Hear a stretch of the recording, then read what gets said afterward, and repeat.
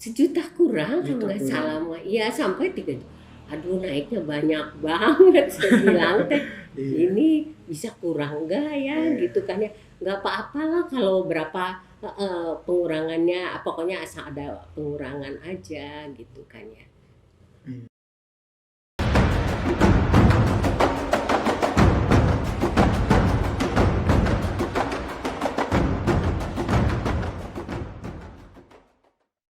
Halo kawan bergerak, kembali lagi bersama podcast Suara Pinggiran Bandung Bergerak ID. Kali ini saya Reza Khairul Iman. Sekarang saya sedang berada di kediaman Ibu Pusparita di Jalan Saritem nomor 85. Nah, rumah ini merupakan salah satu bangunan cagar budaya ya Bu. Iya, golongan C. Nah, Kota Bandung sendiri merupakan kota yang banyak mewarisi bangunan-bangunan sejarah bekas peninggalan-peninggalan Belanda. Salah satunya banyak sekali bisa kita temukan di pusat-pusat kota Bandung dan di sekitaran kota Bandung, banyak sekali bangunan-bangunan cagar budaya di sana. Nah, tapi kawan-kawan, di samping bangunan-bangunan cagar budaya tersebut ada cerita mungkin ya Bu.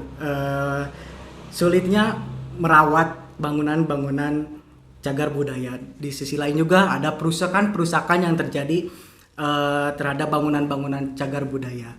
Meskipun Kota Bandung sudah memiliki perdanya sendiri, tapi perusakan tetap terjadi dan perawatan bangunan cagar budaya masih jadi bukti bahwa sulitnya untuk merawat bangunan-bangunan cagar budaya. Nah, sekarang kita akan mengobrol dengan Ibu Pusparita bagaimana Ibu merawat bangunan cagar budaya ini gitu. Ibu, halo Ibu, sehat Ya. Ibu?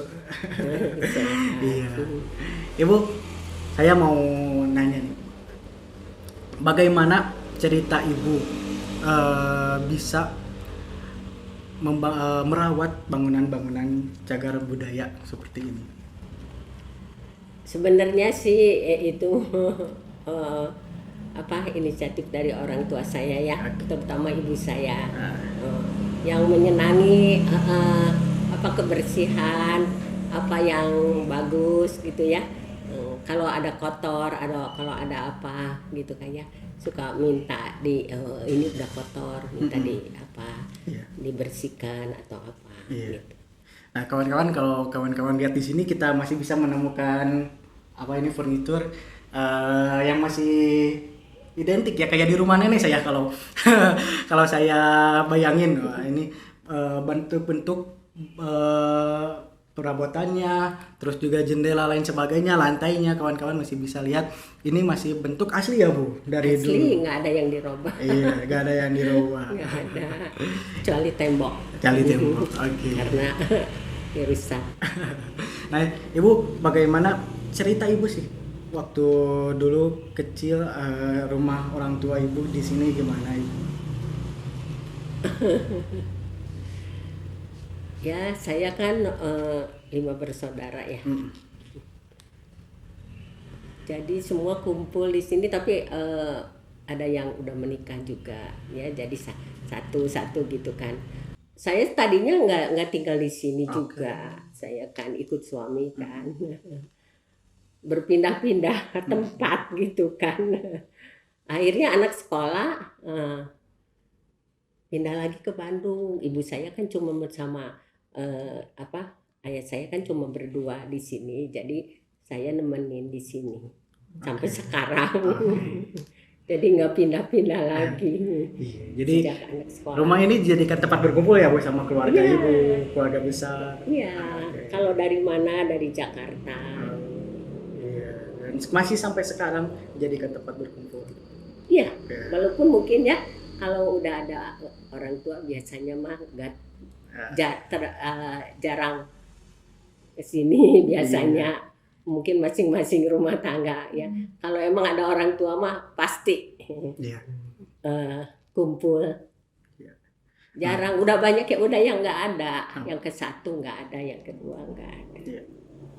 Nah, begitu kawan-kawan. Jadi dari orang tua Ibu Pusparita yang suka untuk kebersihan dan merawat gitu ya. Kemudian diturunkan kepada Ibu Pusparita sampai sekarang bisa merawat bangunan-bangunan rumahnya gitu, sama rumah cagar budaya ini, sehingga pada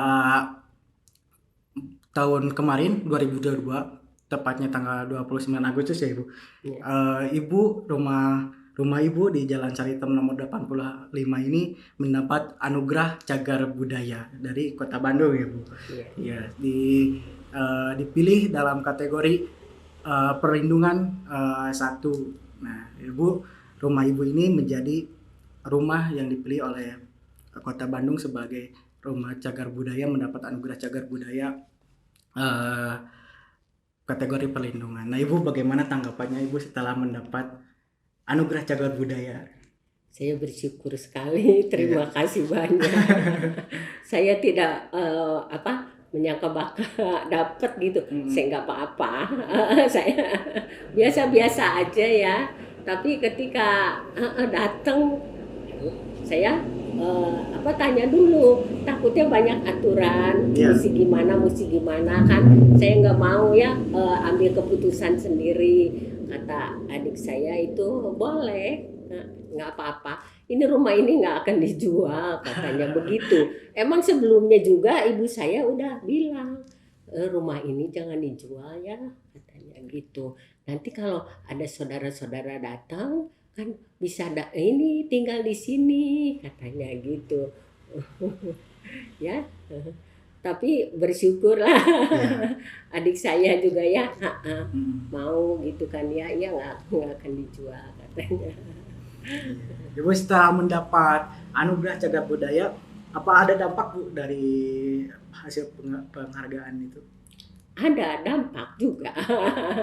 Saya bayar dapat kan. Habis gitu teh ke adik saya, ini aja ya buat bayar pajaknya. Saya bilang teh begitu kan. Kalau ada perbaikan kan nggak ini kan ya. Saya ambil aja ya dari situ. Jadi saya itu sisihkan ya. Saya nggak pakai buat segala keperluan sendiri gitu kan. Saya sisihkan buat kalau perbaikan apa juga kan. Iya. Jadi dari dulu juga ibu saya mah nggak pernah beli ganti ini, pengen ganti dari mana uangnya kan. Jadi apa yang ada dirawat aja. Itu juga kayak di belakang kan kursi besi. Aduh ibu, ini kursi besi di zaman kapan, katanya gitu. Masih terawat ya, masih asli. Iya. Tempat jemuran dari besi zaman dulu, nggak pernah diganti-ganti. Ibu ngomongin soal pajak gitu ya. Sekarang dapat berapa Ibu pajak rumah ini? Yang terakhir kan Mbak dikasih 50% ya, jadi 1 juta, hampir 1,5 juta. Dari? Bukan, bayarnya dari 3 juta. Dari 3 juta. Masih waktu itu kan saya ini diurusin sama Ibu RT, terus saya bayar sendiri ke sananya. Jadi dapat potongan 50%. Nanti kalau tahun depan ibu mesti daftar juga, daftar lagi katanya gitu. Kalau mau ibu ada pengurangan lagi, mesti daftar lagi. Ya udah nggak apa-apa, saya bilang gitu. Ya, jadi kawan-kawan, Kota Bandung ini memiliki 3 kategori dalam cagar budaya. Nah, yang pertama kategori golongan A, B, dan C. Untuk bangunan sendiri, Kota Bandung memiliki 1.770 bangunan cagar budaya. Dan itu dibagi-bagi lagi, ada golongan A, B, dan C. Dan setiap pemiliknya Ibu mendapat potongan pajak PBB ya. Untuk golongan C itu 50% seperti yang Ibu tadi katakan. Untuk golongan B 60%. Dan untuk golongan A ada 70%. Gitu. Dan Ibu mendapat potongan 50%. Sebelumnya ada cerita ya Bu, kalau pajak itu melonjak tinggi. Dari berapa ya Bu? 1 juta kurang kalau nggak salah. Iya sampai 3 juta. Aduh naiknya banyak banget, saya bilang teh. Ini bisa kurang nggak ya gitu kan ya. Nggak apa-apa lah kalau berapa pengurangannya, pokoknya asal ada pengurangan aja gitu kan ya. Ya udah ada Ibu RT, Ibu Dewi yang mau ngebantu katanya, ya udah 30%. waktu Dulu itu. 30%. Saya 30% kalau nggak salah sih 3 kali dapat pengurangan itu. Terusnya nggak bisa lagi, mesti online tapi nggak bisa. Akhirnya saya bayar tuh 3 juta 3 itu. juta. Bayar. Nah terus yang terakhir ini yang dapat pengurangan ini lagi 50%. Jadi dananya ya saya terbantu juga lah buat apa segala perbaikan-perbaikan yang mesti ini kan. Karena banyak sampai ke belakang juga, sampai ada di belakang gitu. Nggak tahu itu apa balok-balok besarnya itu, yang balok penyangganya itu yang kadang-kadang hancur itu. Itu kan susah. Ini masalahnya bangunannya tinggi. Jarang yang bangunan setinggi ini masalahnya. Ini bisa jadi sebenarnya di 2 tingkat. Nah, Ibu, Ke atasnya itu tinggi banget. Dari ini ke atasnya tinggi banget. Iya, jadi. Nah, Ibu, untuk membayar pajak ini Ibu sendiri bayarnya? Saya juga dibantu. Oke. Sama saudara saya juga dibantu. Nah, tapi keseharian Ibu seperti apa sih, Bu? Ya keseharian saya kan juga saya cuman bikin kue aja. Tapi sejak COVID itu turunnya drastis ya. Ya saya sih nggak apa-apa lah pokoknya. Ada masukan cuman nggak banyak gitu kan ya. Tapi saya belajar mencukupkan pokoknya mah ya. Kadang-kadang emang ada pengeluaran tak terduga ya. Jadi kan saya mesti bisa ngatur keuangannya aja. Ibu jualan kue kering, kue basah? Kue basah, kroket, risoles. Dijual kemana Ibu? Enggak dijual, pesenan aja. Oh, pesenan. Iya, yang udah tahu gitu. Kebanyakan sih sekolah sini Waringin. Di situ kan ada kan suka pesan buat anak-anak sekolah. Tapi kadang-kadang juga buat orang kumpul-kumpul gitu kan ya. Ada yang buat makan juga. Sedikit sih saya. Kalau dulu emang saya ada yang ngebantu, jadi bisa lebih banyak ya. Kalau sekarang saya sejak COVID kan nggak ada masukan, sedangkan itu kan pembantu itu kan mesti belum makannya, belum apanya ya, pemasukannya nggak seimbang. Jadi akhirnya emang bukan saya ngeluarin, dianya, ibu saya mau nikah katanya gitu. Ya udah. Jadi Ibu dulu dibantu sama orang ada yang membantu ya. Nah, Ibu dalam penjualan Ibu membuat kue sehari bisa dapat berapa, Bu? Kadang-kadang ya. Sekarang atau ya dari dulu sampai sekarang ya, Bu? Iya, kalau dulu mah ya lumayan ya. Kalau ada pesanan berapa ratus sampai 300, 400 gitu kan ya. Kalau satunya 4.000 dulu makan masih itu kan ya. Ya cukup lah pokoknya mah ya ini berapa ya buat ngebiayain yang kerja gitu cukup. Kalau sekarang sih kadang-kadang seminggu nggak ada. Kadang-kadang iya, kadang-kadang enggak. Ya saya belajar aja ya. Kadang-kadang ya cuma berapa ratus sehari ya cuman 200, kadang-kadang 100. Nah, itu kan kotornya kan. Jadi kan paling juga keuntungannya nggak berapa gitu kan ya. Ya udahlah. Jadi saya ya udahlah belajar bersyukur aja, kita nikmati cuman berdua gitu kan ya. Nah, berarti Ibu Pusparita Teja merawat bangunan cagar budaya ini juga di samping itu menjual kue juga pesanan-pesanan dari orang lain. Nah, Ibu untuk merawat bangunan cagar budaya ini lika-likunya itu seperti apa sih, atau hal apa sih yang lika-liku selama merawat bangunan cagar budaya ini? Apakah gantinya itu mahal atau gimana sih Bu lika-likunya? Iya, saya enggak ya gordeng-goreng saya nggak pernah beli. Dulu kakak saya mau goreng, Diambil. Dulu adik saya mau, katanya mau ganti, mau. Jadi ibu saya nggak pernah beli. Iya. Jadi masih bagus, jadi Hmm. dipakai aja. Iya. Jadi kan nggak terlalu pengeluarannya, nggak terlalu ini kan Iya. ya. Tapi ibu ada jendela ya itu ya, yang pecah karena anak-anak main bola ya. Iya. Dan itu mau diganti lagi ke yang aslinya itu nggak ada ya Bu? Nggak ada nyari. Jadi yang mirip-mirip aja. Yang mirip-mirip aja. Dan itu harganya cukup atau Nggak tahu ya, saya kurang tahu ya Iya. itu. Emang Mm-mm. dulu suka ada sedia gitu kan, ada lebih-lebih disimpan. Hmm. Kalau ada apa-apa disimpan. Jadi kalau yang sedikit-sedikit pernah kan, ini semua atasnya itu kan kaca es juga, Oh. kecuali ini nih, kecuali ruang tamu ini Iya. bukan kaca es. Oh, Kalau sana sama atasnya itu semua kaca es juga sama. seperti itu juga. Jadi ya. agak pecah. Iya. Kalau Iya. ke belakang enggak.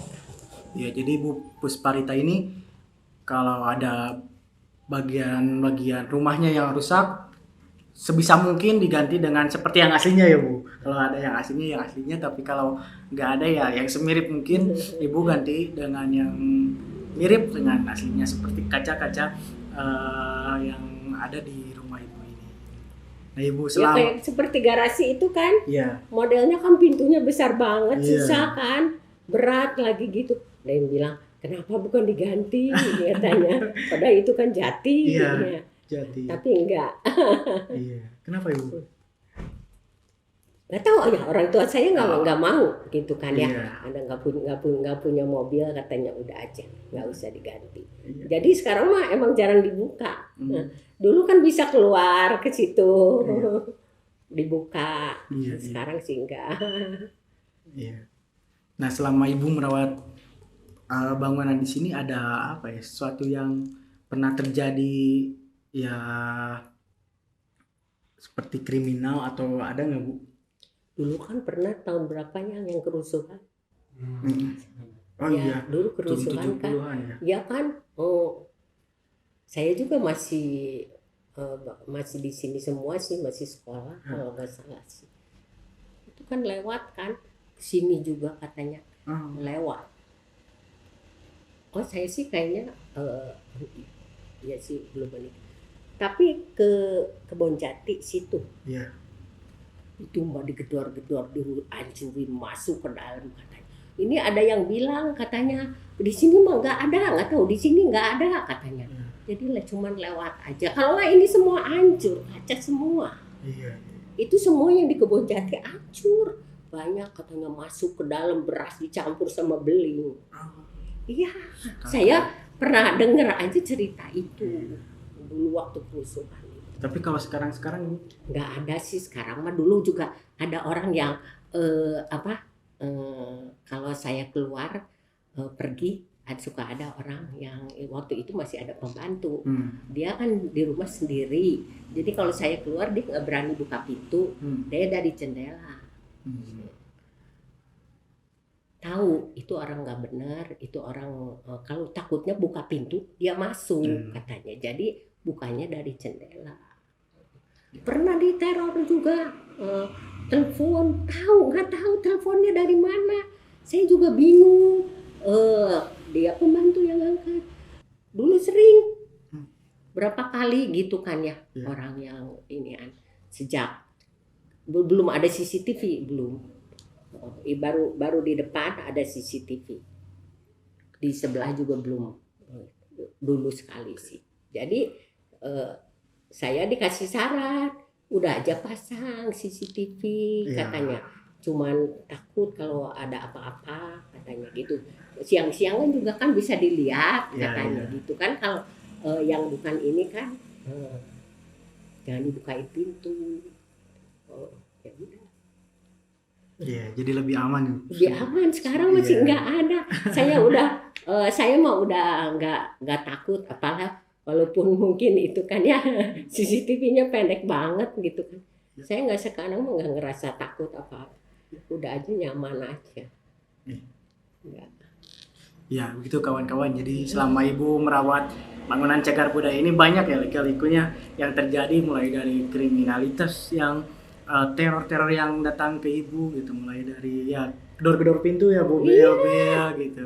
Ada. Iya, sampai ya mungkin waktu tahun 70-an sejak terjadi kerusuhan antar orang Tionghoa gitu. Dan ya Ibu mungkin meskipun tidak mendapat tapi mendapat terornya juga ya di sini gitu. Dia Iya. cuman lewat. Iya, lewat aja. Saya juga nggak berani. Ini semua ditutup-tutupin. Ini kan nggak kaca aja ya. Semua dipasang lagi. Iya. Kayu-kayunya. Iya, iya. Takut. Iya. Terlebih Ibu sekarang di sini sendiri dan hanya tinggal dengan anak Ibu ya. Iya. Gitu, ya. Nah Ibu, selama ini dalam merawat bangunan cagar budaya, apa sih kontribusi dari pemerintah Ibu? Apakah pernah ada sosialisasi terhadap perawatan bangunan cagar budaya atau sosialisasi yaitu pajak atau gimana? Ada sosialisasinya nggak Ibu sejauh ini? Nggak sih, belum ya. Belum, ya. Iya. Kadang-kadang biaya itu yang menjadi kendala ya. Iya. Kalau bisa ya pajaknya. Iya, iya. Jadi bisa buat perawatan apa gitu kan ya. Jadi nggak terlalu berat. Rencana Ibu ke depannya apa? Dalam merawat bangunan cagar budaya ini, apa Ibu menurunkannya juga kepada anak-anak Ibu supaya lebih merawat gitu? Ya mungkin kalau nanti saya udah Iya. nggak ada, ini terserah yang punyanya. Mungkin adik saya ya Iya. yang jadi penerusnya di sini. Oke, kawan bergerak. Gitulah kisah Ibu Pusparita Tija dalam merawat bangunan cagar budaya di Kota Bandung. Banyak sekali kisah lika-likunya, banyak sekali kisah-kisah yang bisa kita ambil dari kisah Ibu Pusparita ini, dan begitupun dengan para perawat cagar budaya di Kota Bandung lainnya. Mungkin mereka punya kisah-kisahnya tersendiri gitu, untuk yang bisa diambil kepada kita. Nah, begitu Ibu, terima kasih atas waktunya Ya, untuk bisa berbincang-bincang sama-sama. dengan kami. Kami sangat senang bisa mendengar kisah-kisah Ibu yang luar biasa dalam merawat bangunan cagar budaya. Ibu, semoga juga menjadi jadi pelajaran bagi anak-anak muda sekarang ya Bu, untuk lebih merawat lagi, bukan hanya terhadap bangunan tapi terhadap juga hal-hal lainnya gitu, untuk lebih sadar merawat yang lainnya juga gitu. Kalau emang didiamkan itu tambah berat, tambah parah. Ya. Kalau nggak sedikit-sedikit juga, saya juga kadang-kadang kalau nggak sedikit, aduh ini gimana ya, habis itu Ibu ini mesti perbaiki, ya udah. Jadi kan udah ketahuannya, jadi nggak terlalu parah. Kalau udah parah sekali itu, aduh, bukannya itu biayanya Iya. tidak sedikit. Iya, apalagi barang-barang lama itu ya Bu. Wah, Iya, iya. barang-barang. Iya. Cukup biaya yang dikeluarkan akan cukup banyak untuk perawatan. Begitu kawan-kawan, terima kasih telah menyimak kami dan sampai jumpa di podcast Suara Pinggiran berikutnya.